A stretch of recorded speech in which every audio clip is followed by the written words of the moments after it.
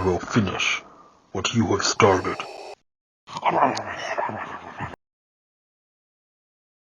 Hey guys, Trix726 here, and we are here for another action figure review. I know it's been a little while, but I decided to do some for these Star Wars The Force Awakens figures that I got for Christmas. So the first one we're going to be doing today is Kylo Ren, and I think it's a pretty good figure overall. We're going to start with his lightsaber real quick. So his lightsaber, it's the cool crossguard one, and it has a lot of like these energy beams, and like it looks very warpy and stuff like it did in the movie. You can tell it a lot by the handle right there. And then like down the blade and everything too. It's different from the other ones. I only have the Darth Vader one right now, but you can see how it's just a clear cylindrical tube going down with none of that like energy effects going on that Kylo Ren's has. So I think that's a cool difference. And then you can take the blade out. It's all connected, probably just because the small ones wouldn't. They do easily get lost and everything.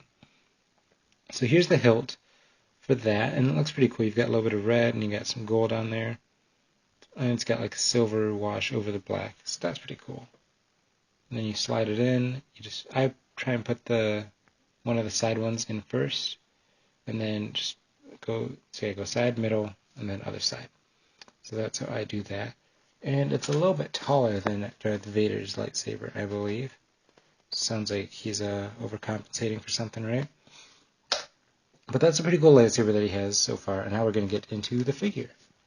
Alright, so Kylo Ren, he looks pretty cool. It looks like he does in the movie and everything. I don't know, personally I'm not the biggest fan of all the cloth, like the actual cloth, because I feel like it's going to fray eventually, and I don't know, it just doesn't look good, because like the hood has like this really cool fabric texture on it and everything. Well, not the hood, but the cape, whatever. It's a really cool fabric texture, and it's like really loose material, so it moves around. And I feel like they should have just made it out of this whole material instead of using cloth. Like he's got a nice cloth skirt underneath there, you can see, and he's got cloth on his arms. And I think it goes all the way through the figure, like underneath this. Yeah, it looks, he's got some cloth under there too, like cloth fabric, I should say. So I'm very tempted to just to take off the cloth, but I don't want to ruin it, and then he wouldn't have his hood either, because that's cloth. So I'm torn, because I want to get rid of it, but I don't at the same time.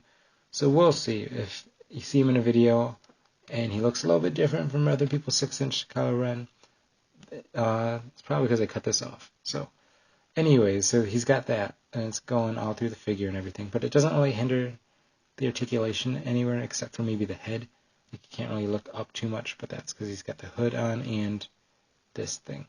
So you can look up about that much, and there's normal. So it's not that much. And then you can look down the tiniest bit, not really. He can move his head side to side, but then of course that messes with the hood and everything. So there's that.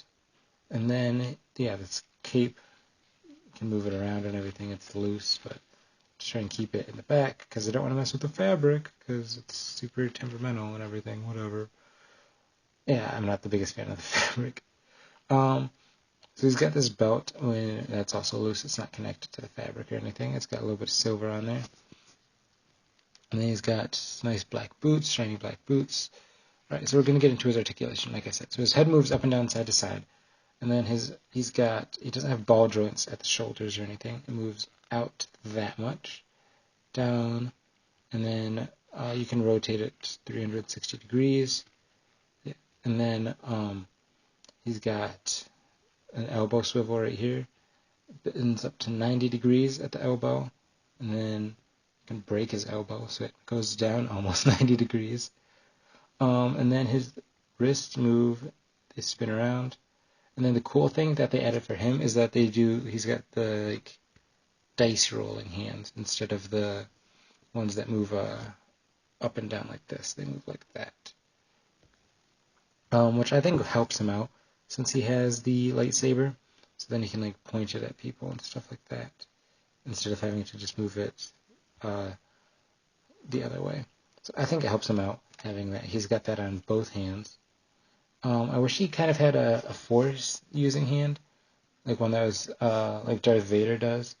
Because you can see Darth Vader has one hand that moves out like that, and then he has one hand to hold his lightsaber. But Kylo Ren doesn't have that, so oh well. We can have him switch hands if need be.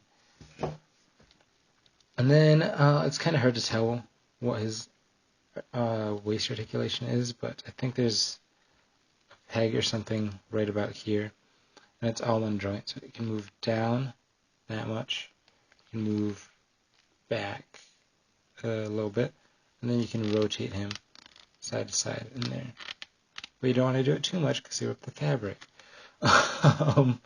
So then he's got T-joints for his legs, and then the plastic and the fabric don't really hinder it that much. They can kick forward that much, and then he can kick back not that much, a little bit.